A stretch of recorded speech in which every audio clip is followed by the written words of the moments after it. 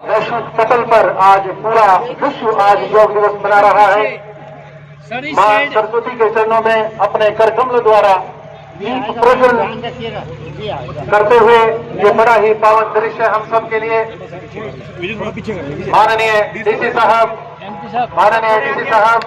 DC साहब तालियां बजाकर एक बार साथ में हो जाओ सर। या देवी सर्वभूतेषु बुद्धि रूपेण संस्थिता नमस्तस्ते नमस्तस्ते नमस्तस्ते नमो नमः। मां सरस्वती के चरणों में हम स्वागत करते हैं एसपी साहब उदय सिंह मीणा जी का, मोहित नारायण जी हमारे बीच में है, मैडम रेणु डाबला जी हमारे बीच में है, सभी गणमान्य व्यक्ति जो यहाँ पहुंचे हैं हम सबका स्वागत करते हैं। और मैं अनुरोध कर रहा हूं कि 50% रोगों को ठीक करता है। कपालभाति से हमारे प्राण जो है नासिका से बाहर जाते, पेट अंदर जाता है।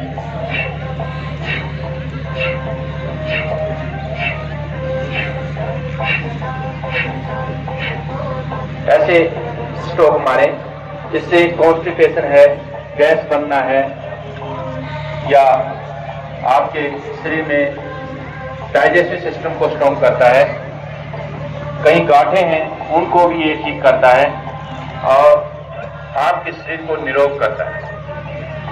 कपालभाति पीछे तक मेरी आवाज जा रही है, जो भाई खड़े हैं वो भी लाइन में बैठ जाएं। बहुत अच्छा, आज हम सब मिलकर यशस्वी जो पूरे विश्व में प्रसिद्ध हैं उनके भी लाइव देखेंगे, उनके विचार सुनेंगे। तब तक हम कपालभाति करें आएंगे और आप सब भी मुझसे सहमत होंगे कि जब आप छूते हैं चरण तो आपका जो सिर है वो झुकता है, वो नीचे जाता है। साइंस ये कहती है, मेडिकल लाइन ये कहती है कि आपके जो ब्रेन की जो खून की नालियां हैं वो ब्रेन का जो खून का रक्त का प्रभाव बढ़ाती हैं और आपकी पूरी शक्ति ब्रेन में जाकर ब्रेन को स्ट्रांग बनाती है। और दूसरी बात, जिसके चरण आप छूते हैं, बहुत ही शुभ अवसर पर और रोहतक की इस पावन धरा पर अगर हम इतिहास में जाएं तो त्रेता युग में राजा त्रिशंकु थे, उनके पुत्र थे सत्यवादी राजा हरिश्चंद्र और उनके पुत्र का नाम रोहतास था। उस रोहतास के नाम पर इस रोहतक नगरी में, इस पावन धरा पर और प्रातः काल की इस शुभ वेला में मैं आप सबका वंदन करता हूं, प्रणाम करता हूं, अभिनंदन करता हूं। यहां पर उपस्थित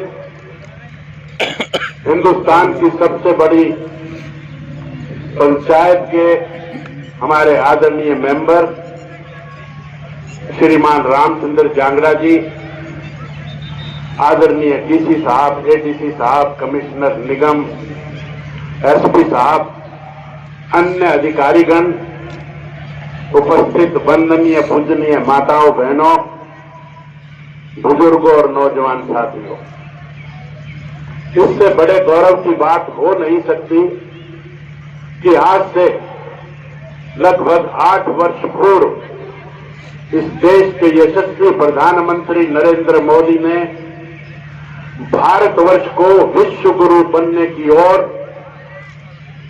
उधर अग्रसर करके भारत के अनेक लोग, अनेक शिक्षक विदेशों में भेजकर और जो 21 जून को दुनिया के 170 देशों से अधिक देशों ने इसको मान्यता प्राप्त की और आज 21 जून के दिन न केवल भारत में बल्कि पूरी दुनिया में ये अंतर्राष्ट्रीय दिवस मनाया जा रहा है। जैसा आदरणीय जांगड़ा जी ने कहा कि आपके स्वास्थ्य को आपके मन को, आपकी आत्मा को ये योग हर तरह से तसल्ली देता है, शांति देता है, स्वस्थ करता है। लेकिन उसके साथ साथ जो पूरी दुनिया में हेलो हमारा जो नाम हुआ है, हमारे को जो एक पहचान मिली है, वो एक बहुत बड़ा काम है। बहनों और भाइयों, एक मंत्र है, अभिवादनशीलस्य नित्यम वृद्धे पसे दिने चत्वारि तस्य वर्धन्ते आयुर्विद्या यशोबलम। मेरा आज के दिन आपसे आह्वान है। मैं ये मानता हूं कि बहुत लोग इस श्लोक का पालन करते भी होंगे, लेकिन अगर नहीं करते तो आज से करना चाहिए। इसमें वेदों ने कहा है, अभिवादनशीलस्य नित्यम, सुबह उठकर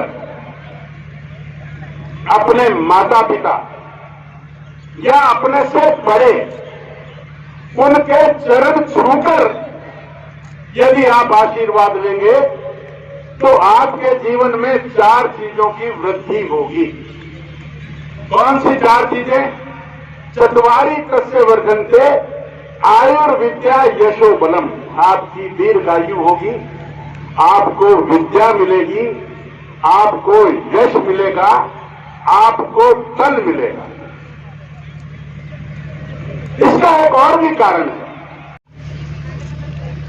हमारे अतिरिक्त उपायुक्त महोदय मनोज कुमार जी, अतिरिक्त उपायुक्त महोदय, हमारे एसएसपी उदय सिंह मीना जी, उपस्थित भाई और बहनों, मंचासीन योग के हमारे जो परवीन हैं यहाँ पर, जो हम सबको करवाने वाले हैं, सभी आर्य बंधु और सभी युवक और युवतियां, आज अंतर्राष्ट्रीय योग दिवस है और हमारे प्रधानमंत्री नरेंद्र मोदी जी को ये श्रेय जाता है कि भारत की विधा का उन्होंने अंतर्राष्ट्रीयकरण किया और पूरी दुनिया ने ये माना कि भारत की संस्कृति, भारत का विज्ञान, चाहे वो शारीरिक विज्ञान है, चाहे वो अंतरिक्ष विज्ञान है और चाहे भू विज्ञान है, वो सारी दुनिया के लिए श्रेयकर है। और आज के दिन पूरी दुनिया में योग दिवस जो मना जा रहा है, वो हमारे माननीय प्रधानमंत्री जी की हमारे देश को देन है, देश का गौरव बढ़ाया है। तो आज सबसे बड़ा दिन है 21 जून का। आज के बाद छोटे दिन होने शुरू हो जाएंगे। योग, दरअसल योग का मतलब होता है जोड़ना। हम सारा दिन दुनिया से तो जुड़े रहते हैं, लेकिन अपनी ही आत्मा से कभी नहीं जुड़ पाते हैं, उसके बारे में सोचते ही नहीं है। जबकि हमारी गीता सब शास्त्र ये कहते हैं कि हम शरीर नहीं हैं, हम आत्मा हैं और उसी से हम संचालित हैं। लेकिन उसके पोषण के लिए हम कुछ नहीं कर पाते हैं, केवल मात्र शारीरिक सुविधाओं के लिए सारा दिन बेचैन रहते हैं, प्रयासरत रहते हैं। योग की जो विद्या है वो आत्मा का अनुसंधान करती है और आत्मा का पालन करती है और आत्मा को शक्ति देने वाली एक ये विद्या है। इसी से संसार का कल्याण हो सकता है।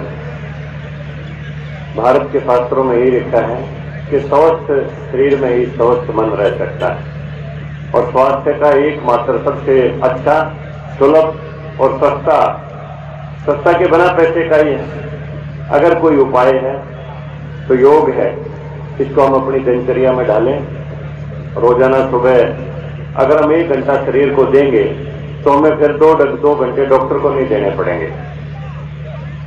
अगर शरीर को हम 1 घंटा सुबह ना देंगे तो फिर 2 घंटे डॉक्टर को देने पड़ेंगे। इसलिए अच्छा है हम शारीरिक रूप से, मानसिक रूप से स्वस्थ रहें।